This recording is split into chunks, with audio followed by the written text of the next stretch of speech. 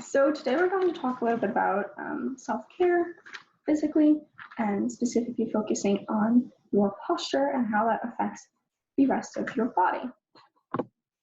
So to begin, we're just going to share a quick summary of the Intro to Self-Care and the Health Literacy modules from the Gretchen Roman Consulting videos. Firstly, we're going to talk about, she talked about the 7 pillars of self-care, which are very important to be aware of and to know what they are. They are health literacy, self-awareness, both physically and mentally, physical activity, healthy eating, risk avoidance, such as smoking and excessive use of alcohol. You want to avoid those risks to health, good hygiene, and rational use of products and services, specifically meaning the overuse of medications, such as over-the-counter medications, and trying to moderate the use of those. She then speaks a lot about, often throughout the modules, the common injuries sustained by interpreters. So we know RSI, repetitive strain injuries, from constant repeated movements like RMIs, repetitive motion injury. And as ASL interpreters, we know that this is very common. You're signing, you're moving all of your joints in your hands, fingers, and your arms. And if you don't take good care of your body in the long run, those joints will start to wear down and hurt. CTDs, again, cumulative trauma disorders, affecting the soft tissues from these repetitive motions, and just overuse, injuries in general, overusing our joints and our soft tissues. She then talks about personal risk factors that can be within work and outside of work. So within work, of course, the personal risk factors, maybe you're a ballistic signer, or maybe you don't take as many micro-respirates as you should be. And then outside of work, things such as other health conditions and physical conditions, such as scoliosis. Scoliosis can cause a lot of back pain and shoulder pain and neck pain, which can be exacerbated by repetitive motions and things like that. She also talks about age. Younger interpreters tend to overwhelm themselves and overload themselves with work, and so they get worn out a lot quicker and injured a lot quicker. They're not taking care of themselves as they should be. They feel they don't have enough time or money to put towards self-care and physical well-being.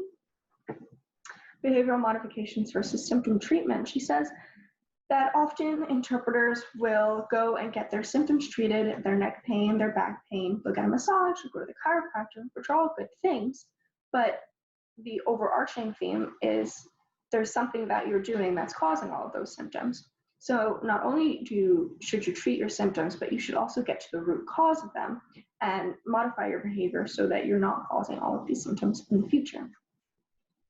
She then talks about physical and mental welfare. Of course, it's not only important to take care of our physical bodies, but also to take care of our minds. I'll get into that a little bit later down this list, why that's exactly important. Interpreters reported that they experienced the most pain in their necks and their right shoulders, which I'm assuming is because most people are dominant in the right hand, so that's where a lot of the signs are produced.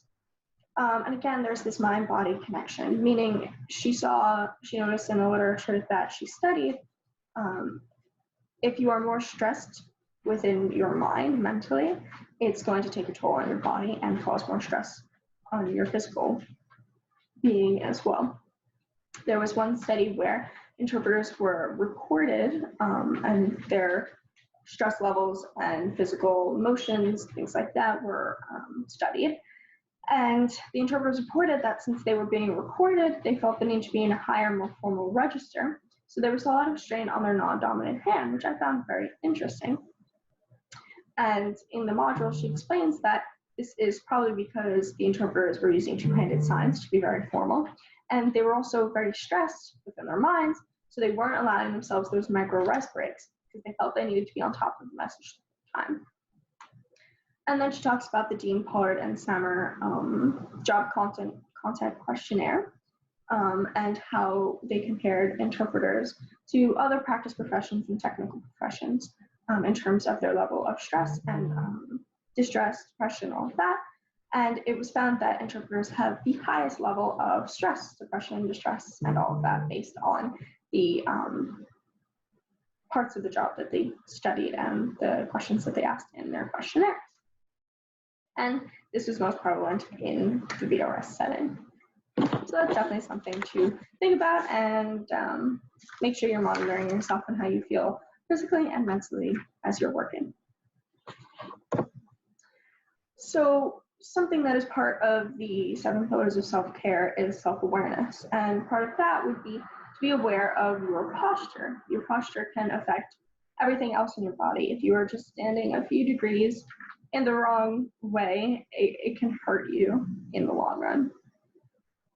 So poor posture would be illustrated by something like this picture that you see on the left side of the screen. The first would be ideal posture, which I'll explain a little bit in the next slide, and the rest of them are not so great posture. I actually had surgery for scoliosis a few years ago, so my posture is most like the flat back, which is, of course, not great, but it's better than it was. It's very curvy. But I do experience a lot of back and neck pain, so that would be very fun in the future as an interpreter. But the effects of poor posture, of course, we know there's back and neck pain. That's the most obvious thing, and something that interpreters reported to having the most, because they were actually surveyed and asked what they think was the root cause of so much of their pain, and poor posture was the #1 answer. So they experienced a lot of back and neck pain.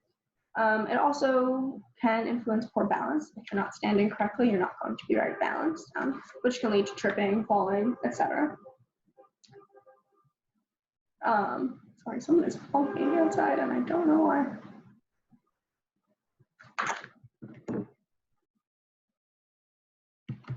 Anyway, it can also influence poor balance. It can give you headaches. You can have difficulty breathing. Blood vessel and nerve constriction can lead to pain, of course, from blood vessel constriction, and tingling and numbness, which are both not very good symptoms to have in the long run. That can do a lot of damage to your nerves. It's also been found that poor posture could possibly influence your mood, giving you a worse mood, and nobody wants to go out, interpret, and work and in a bad mood. It can affect your sleep patterns. It can make you more fatigued as a result of that, and it can actually upset the alignment of your jaw. And of course, that can cause pain in your face, which you don't want either. And some more interesting side effects and symptoms of poor posture that were noted that many people don't actually think about is stress incontinence, constipation, and heartburn. So this whole list is just a list of things you really don't want to have to deal with on top of your workload, on top of your personal life. If you just fix your posture, these sorts of things will go away. So now let's talk about how to fix your posture. Again, in the Gretchen Roman module, she talks about a sort of plumb line throughout your body. And this plumb line, the points on it should be hitting, let's see, at your ear, at your shoulder, your sternum, your lower back, slightly behind your hip, slightly in front of your knee, and slightly in front of your ankle. So you can sort of see it in this picture here, where those things should line up.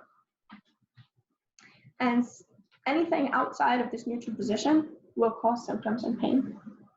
And there was a survey by William Johnson in 2003 on interpreters' views on their repetitive motion and musculoskeletal disorders. And like I mentioned before, posture was their top issue that they identified that was causing these repetitive motion injuries and musculoskeletal disorders.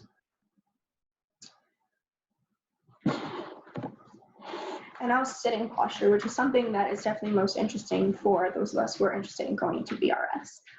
Not all stations in Sorensen, of course, are standing stations. There are a few standing stations, but mostly you will be sitting down to work. So these are some things to think about. There should be 90-degree angles all across the board. Your hips should be at a 90-degree angle. Your elbows should actually be at 90-degree angles, and so should your knees. Your elbows should ideally be bent at that 90-degree angle so that your wrists are not pronated or bent backwards too far for too long. The base of your chair where you're sitting should be parallel to the ground. It shouldn't be bent forward or backward at all. It should be perfectly straight. And your hips are key. If you're sitting well on your hips, on your sit bones, as she calls it, instead of sitting forward or sitting backwards, everything else should fall in place and align. Another interesting thing that I found was that there should be 2 fingers between the backs of your knees and the front of the chair base. You shouldn't be flush on that chair because that's going to cause circulation issues. And everything at your desk should be within your reach, things that you're going to use often, such as your keyboard or your mouse. You shouldn't be leaving that 90-degree angle to touch anything or to hold anything.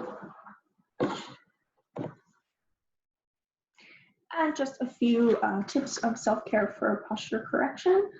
I like this picture, happy spine, happy life. That's very true. If your spine is out of alignment, then you're not going to be very happy. You're going to be in a lot of pain.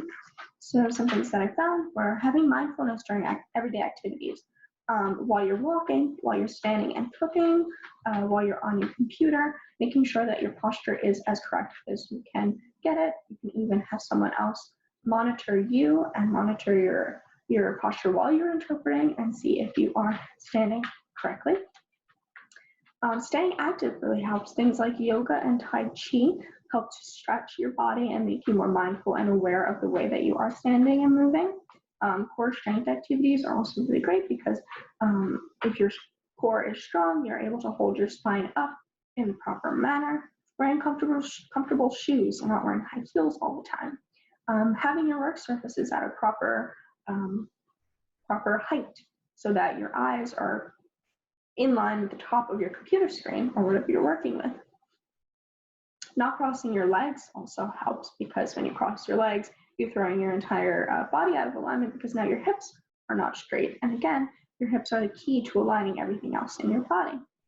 Relaxing your shoulders also helps so you're not tensing up or tensing forward and bending your spine.